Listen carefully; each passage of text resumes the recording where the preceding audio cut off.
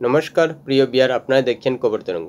16 জুলাই বাংলাদেশের গোপালগঞ্জে এনসিপি বা জাতীয় নাগরিক পার্টি মার্চ টু গোপালগঞ্জ কর্মসূচি নিয়েছিল এবং সেখানে সমাবেশ করেছে এবং সেখানে এনসিপির নেতা কর্মীদের মধ্যে গোপালগঞ্জের মানুষের মধ্যে সংঘাত হয়েছে এবং সেই সংঘাতে পুলিশ এনসিপি নেতাদের প্রোটেক্ট দিয়েছে, কিন্তু গোপালগঞ্জের 4 জন মানুষের মৃত্যু হয়েছে এবং অনেক আহত হয়েছে। এতে এনসিপির দোষ নাকি এনসিপি নেতারা যেভাবে আওয়ামী লীগ এবং নিষিদ্ধ ছাত্রলীগের উপর দোষারোপ করছে তাদের দোষ, সে আলোচনায় যাচ্ছে না। কিন্তু এনসিপির নেতারা যে বাংলাদেশে এক অশান্তির পরিবেশ সৃষ্টি করে রেখেছে এবং তার যে সময়ে সময়ে স্ফুলিঙ্গের মতো উঠছে, গোপালগঞ্জ যেন তার প্রমাণ দেখিয়ে দিল। গোপালগঞ্জ সেই একটা জায়গা, যে জায়গায় বাংলাদেশের স্থপতি শেখ মুজিবুর রহমানের জন্ম এবং গোপালগঞ্জের টুঙ্গিপাড়ায় তার সমাধি রয়েছে এবং সেই আশঙ্কা করছিলেন গোপালগঞ্জবাসী যে যেভাবে সারা বাংলাদেশে এনসিপির নেতারা ভাঙচুর করছিল এবং শেখ মুজিবুরের বাড়ি, শেখ হাসিনার বাড়ি যেভাবে ভাঙচুর করেছে, তাদের বিশ্বাস নেই যে গোপালগঞ্জের টুঙ্গিপাড়ায় শেখ মুজিবুর রহমানের সমাধিকেও ভাঙচুর করতে পারে। কারণ এনসিপিরা আর বিশ্বাসযোগ্য নয়, নাহিদ ইসলামরা আর বিশ্বাসযোগ্য নয়। তারা যত সমস্ত আধুনিক স্থাপত্য রয়েছে সব কিছু ধ্বংস করে দিচ্ছে বাংলাদেশে। কোনো শিল্পী কারুকার্য রাখছে না তারা, যার কারণেই গোপালগঞ্জের মানুষ শেখ মুজিবুর রহমানকে নিয়ে, গোপালগঞ্জের ভূমিপুত্র শেখ মুজিবুর রহমানকে নিয়ে একটা আলাদা আবেগ ধারণ করেন এবং সেই হিসেবেই এনসিপি যেহেতু মার্চ টু গোপালগঞ্জ করেছিল এবং সমাবেশ করেছিল, তাই তাদেরকে বিশ্বাস করছিল না।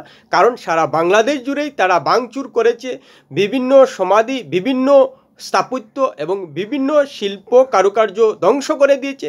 তাই শেখ মুজিবুর রহমানের সমাধি যে ধ্বংস করবে না সেই বিশ্বাস করতে পারছিলেন না, যার কারণেই একটা তমতমে পরিস্থিতি সৃষ্টি হয়েছিল এবং সেই তমতমে পরিস্থিতির মধ্যেই 4 জনের মৃত্যু হয়েছে এবং অনেক আহত হয়েছে। এখানে দেখা গেছে যে এনসিপির নেতাদের বাংলাদেশের সেনা পুলিশ নিরাপত্তা দিয়েছে, কিন্তু বাংলাদেশের সাধারণ মানুষকে মারতে তাদের দুবার ভাবতে হয়নি। এখানেই প্রশ্নটা এসে যাচ্ছে যে 2024 সালের জুলাই মাসে পুলিশ সেনা শেখ হাসিনার অধীনে থাকায় সেভাবে কিছু করতে পারছিল না, কিন্তু এখন দেখা যাচ্ছে যে পুলিশ শেখ হাসিনার অধীনে থাকা সত্ত্বেও নাহিদ ইসলামদের মানসিকভাবে পক্ষপাতিত্ব করছিল, যার কারণেই এখনও পুলিশ নাহিদ ইসলামদের পক্ষ নিয়ে সাধারণ মানুষকে মারছে। আর এখানেই বাংলাদেশের সেনাপ্রধানের ভূমিকা নিয়ে প্রশ্ন এসে যাচ্ছে এবং নাহিদ ইসলামদের সত্যিকারের মানসিকতা নিয়ে সন্দেহ উঠে যাচ্ছে। প্রিয় বিয়ার, ভিডিওটি ভালো লাগলে সাবস্ক্রাইব করবেন, এতে আপনার ক্ষতি হবে না, কিন্তু আমাদের উপকার করে দেবেন। বাংলাদেশ কার হাতে? বর্তমানে বাংলাদেশ কার হাতে? এটা নিশ্চিতভাবেই বলে দেওয়া যায় কিছু তরুণ উগ্রবাদী, তরুণ মানসিকতার মানুষের হাতে। বাংলাদেশের অভ্যুত্থানের পর আমরা জানি যে কিছু যুবকের নাম সারা বাংলাদেশে জনপ্রিয় হয়েছে এবং বিখ্যাত হয়েছে। সেই নামগুলো কি? নাহিদ ইসলাম, সার্জিস আলম, হাসনাত আবদুল্লাহ, আক্তার হোসেন, আসিফ মাহমুদ, সজীব ভুইয়া।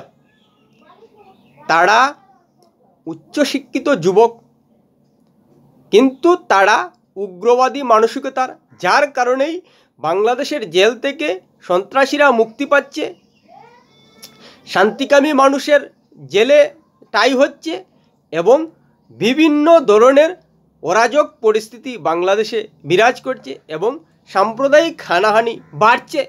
কিন্তু একটা ঘটনাও তাদের অধীনে বাংলাদেশে সুষ্ঠুভাবে সামাল দেওয়া যাচ্ছে না। এটাই আমরা দেখতে পাচ্ছি। এবং এই হিসাবেই গোপালগঞ্জের ঘটনা ঘটেছে। তারা মার্চ টু গোপালগঞ্জ করছিল, কিন্তু যেহেতু পুলিশ তাদের কথা শুনছে, শেখ হাসিনার আমল থেকেই তাদের কথা পুলিশ শুনছে, তাহলে তারা সেই অশান্তি, সেই অরাজক পরিস্থিতিটা গোপালগঞ্জে কেন থামাতে পারল না? কেন সাধারণ মানুষের মৃত্যু হলো? কেন সাধারণ মানুষ আহত হলেন? কেন ভাঙচুর হলো? কেন দোকানপাট ভাঙচুর হলো? এটার জবাব কিন্তু সেই উগ্রবাদী যুবক নাহিদ ইসলাম, সজীব বড় ভুইয়া, আসিফ মাহমুদ, সজীব ভুইয়া, সার্জিস আলম, হাসনাত আবদুল্লাহ, আক্তার হোসেনদের দেওয়া উচিত, যেহেতু তারা শাসন করছেন বর্তমান বাংলাদেশকে। আসলেই এই সব যুবকরা উচ্চশিক্ষিত হলেও পৃথিবীর মানুষ, পৃথিবীর বিভিন্ন দেশ কতটুকু উন্নত হয়েছে এবং গণতন্ত্র কিভাবে পরিচালিত হয় সেটা জানে না। উচ্চশিক্ষিত এবং বিশ্ববিদ্যালয়ে পড়ুয়া হলেও তারা যে গণতন্ত্রের গও জানে না সেটা নিশ্চিত। না হলে কোনো অবস্থায় যেভাবে বৈষম্য বিরোধী আন্দোলন করে মানুষের মধ্যে জনপ্রিয় হয়েছিলেন এবং সবার মধ্যে সাম্য সৃষ্টি করার প্রতিশ্রুতি দিয়েছিলেন, সেটা কিন্তু তারা পালন করেনি।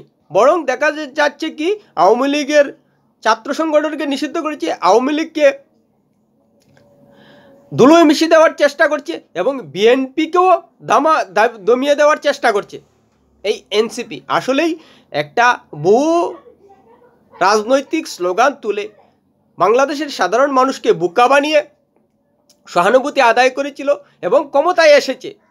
যদি সত্যিকার অর্থেই তাদের গণতান্ত্রিক মানসিকতা থেকে থাকতো, তাহলে এভাবে জ্বালিয়ে পুড়িয়ে সারা দেশে ভাঙচুর সৃষ্টি করে ক্ষমতায় আসতো না। নিশ্চিতভাবেই মানুষের সহানুভূতি আদায় করে গণতান্ত্রিক প্রক্রিয়ায় আসার চেষ্টা করতো। কিন্তু মেনেই নিলাম যে গণ অভ্যুত্থান করেছে মানুষের সহানুভূতি নিয়ে, কিন্তু তারপর দেশে এখন পর্যন্ত 1 বছর হয়ে গেছে, শান্তির পরিবেশ কি এসেছে বাংলাদেশে? না।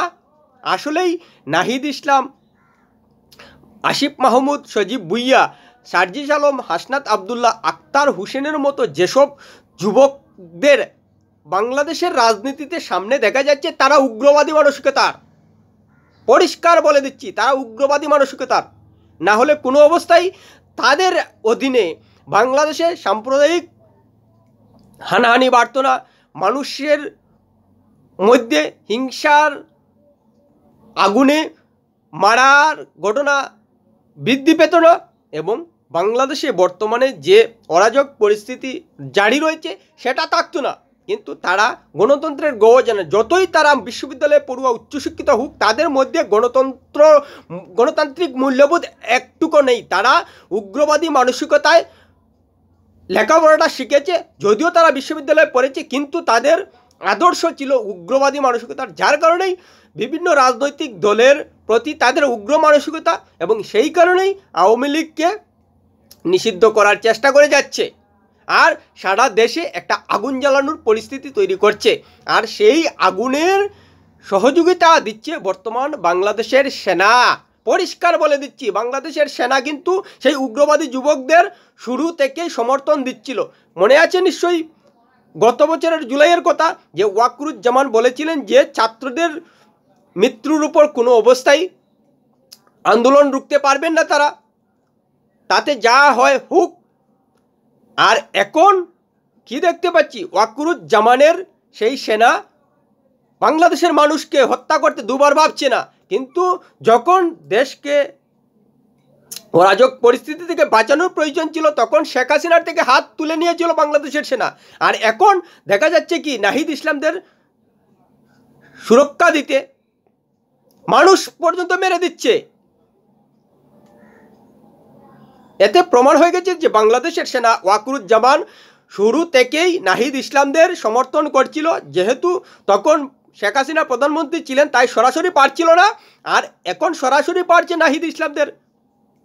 এতই তফাৎ, অর্থাৎ শুরু থেকেই নাহিদ ইসলামদের সমর্থনে চলে গিয়েছিল সেনা, অর্থাৎ সেনাদের মধ্যে বলাই যায় যে ধীরে ধীরে উগ্রবাদী মানসিকতার মানুষ ছিল, আর ছিল বলেই গোপালগঞ্জে মানুষের মৃত্যু দেখতে হয়েছে। কোথায় সেনা নিরপেক্ষ থাকবে, সমস্ত বাংলাদেশের মানুষকে নিরাপত্তা দেবে না? কি দেখা যাচ্ছে যে সেনা পুলিশের হাতেই বাংলাদেশের মানুষ মৃত্যু হচ্ছে। আর গত 2024 সালের জুলাইয়ের ঘটনা মনে করুন, যে পুলিশ পর্যন্ত মৃত্যু হয়েছে, সাধারণ মানুষের মৃত্যু তো হয়েইছে। সেগুলো কারা করেছে? এখন পরিষ্কার হয়ে যাচ্ছে যে নাহিদ ইসলামদের মতো ছাত্রদের হাতে এসব হয়েছে। হ্যাঁ, তাদের হাতেই হয়েছে। তারা গোপালগঞ্জে মার্চ করবে, ভালো কথা, তাদের সেই অধিকার আছে, কিন্তু তারা কি পরিস্থিতি জানতো না কি হতে পারে? তাহলে আসলেই মানুষের মৃত্যুর উপর দাঁড়িয়ে রাজনীতি করছেন নাহিদ ইসলাম, আসিফ মাহমুদ, সার্জিস আলম, হাসনাত আবদুল্লাহ, আক্তার হোসেনরা। পরিষ্কার বার্তা, এইসব যুবকরা গণতন্ত্রের গও জানে না। জানে না বলেই 1 বছর থেকে এখন পর্যন্ত বাংলাদেশকে শান্ত করতে পারে না। অরাজক পরিস্থিতি জারি রয়েছে এবং মানুষের মৃত্যু হচ্ছে অহরহ। একটা মানুষের মৃত্যু নিয়েও তাদের ভাবাচ্ছে না। তারা কি কখনো বলেছে যে বাংলাদেশে যেভাবে সাম্প্রদায়িক হানাহানি হচ্ছে, সংখ্যালঘুদের ভীত অবস্থায় থাকতে হচ্ছে, সাধারণ মানুষের জানমালের ক্ষতি হচ্ছে এবং বাংলাদেশে যে অরাজক পরিস্থিতি সৃষ্টি হয়েছে তার জন্য তারা ক্ষমাপ্রার্থী, তারা বাংলাদেশের অশান্ত পরিবেশকে শান্ত করতে পারছে না, তারা দুঃখিত বলছে একবার। আসলে তাদের দায়বদ্ধতা নেই, আসলে মানুষের দায়বদ্ধতা নিয়ে তারা সরকারে আসেনি। তো অভ্যন্তরীণ সরকার যে তারা গড়েছে সেই দায়বদ্ধতা নিয়ে আসে নাই। তো তাই মানুষের প্রতি যে দায়বদ্ধতা রয়েছে সেই দায়বদ্ধতা তারা দেখাচ্ছে না। 1 বছর হয়ে গেছে বাংলাদেশের শাসন ক্ষমতায়, কিন্তু এখন পর্যন্ত বাংলাদেশে শান্তি ফেরাতে পারছে না। তো ঠিক সেটাও বুঝছে না এবং সেই দায় যে রয়েছে তাদের উপর সেই দায়বদ্ধতা দেখাচ্ছে না, কারণ তার দায়বদ্ধতা নিয়ে বাংলাদেশের সরকারে আসেনি। তো তাই বাংলাদেশের মানুষের মৃত্যু হচ্ছে, তাতে কিছু যায় আসে না, তাই দায়বদ্ধতাও দেখাচ্ছে না। আসলে এই যুবকরা উগ্রবাদী মানসিকতার এবং মানুষের মৃত্যু হলে তাদের কিছু যায় আসে না, নিজেদের দায় অন্যের ঘাড়ে চাপিয়ে দিচ্ছে, নিজেদের দোষ অন্যের ঘাড়ে চাপিয়ে দিচ্ছে বারবার। এটাই দেখা যাচ্ছে। আর কত নিচে নামবে বাংলাদেশ, আর কত গণতন্ত্র ধ্বংস হবে বাংলাদেশে। এই উচ্চশিক্ষিত যুবকরা কি উগ্রবাদী মানসিকতা ত্যাগ করে মানুষের কথা ভাবতে পারেন না? তাহলে কিসের বিশ্ববিদ্যালয়ে লেখাপড়া করাচ্ছেন, উচ্চশিক্ষিত হয়েছে? এখন প্রমাণ হয়ে গেছে যারা এই উচ্চশিক্ষিত যুবকরা ক্ষমতার লোভে হিংসার আশ্রয় নিয়ে মানুষের মুখোশ পড়ে মানুষের সহানুভূতি আদায় করেছে, আর এখন ক্ষমতায় এসেও তাদের মানসিকতা পরিবর্তন করতে পারেনি, কারণ তারা গড়েই উঠেছে উগ্রবাদী মানসিকতা নিয়ে। যার কারণে সারা বাংলাদেশে একের পর এক অরাজক পরিস্থিতি, অশান্তির ঘটনা ঘটছে। আর সমস্ত বাংলাদেশে যত স্থাপত্য রয়েছে, যত সমাধি রয়েছে, সব ভাঙচুর হচ্ছে। একবারও কি সেই উচ্চশিক্ষিত যুবকরা দুঃখ প্রকাশ করেছে বাংলাদেশের মানুষের কাছে যে বাংলাদেশের যত সব সমাধি এবং যত সব শিল্প কারুকার্য নষ্ট হয়েছে তার জন্য তারা দুঃখিত, যেহেতু এগুলো উগ্রবাদী মানুষের কাছ থেকে তারা রক্ষা করতে পারেনি? না, তারা এসব নিয়ে একবারও বাংলাদেশের মানুষের কাছে দুঃখ প্রকাশ করেনি, কারণ তারা নিজেরাই উগ্রবাদকে প্রশ্রয় দেন, নিজেরাই উগ্রবাদী মানসিকতাকে গ্রহণ করে রেখেছেন। যার কারণেই বাংলাদেশে যে এত এত সমাধি, এত এত কারুকার্য, এত এত স্থাপত্য নষ্ট হয়েছে, এর জন্য একটা বারও কিন্তু নাহিদ ইসলামরা দুঃখ প্রকাশ করেননি। আর সেই আশঙ্কাই করছিলেন গোপালগঞ্জের মানুষ। যার কারণেই গোপালগঞ্জে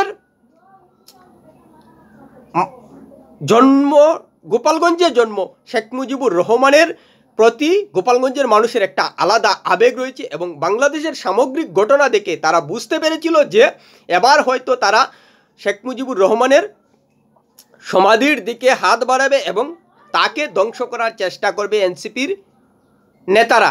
তাই নিজেদের আবেগের জায়গা থেকেই গোপালগঞ্জের মানুষ প্রাণ দিতে রাজি, তবুও তাদের ভূমিপুত্র শেখ মুজিবুর রহমানের সমাধিকে ধ্বংস করতে দেবে না।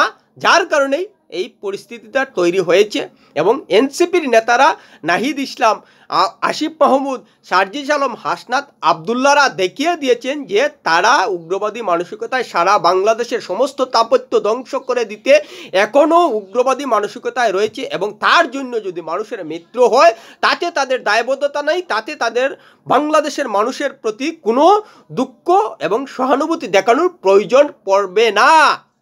প্রিয় বিয়ার, ভিডিওটি ভালো লাগলে লাইক শেয়ার কমেন্ট করবেন।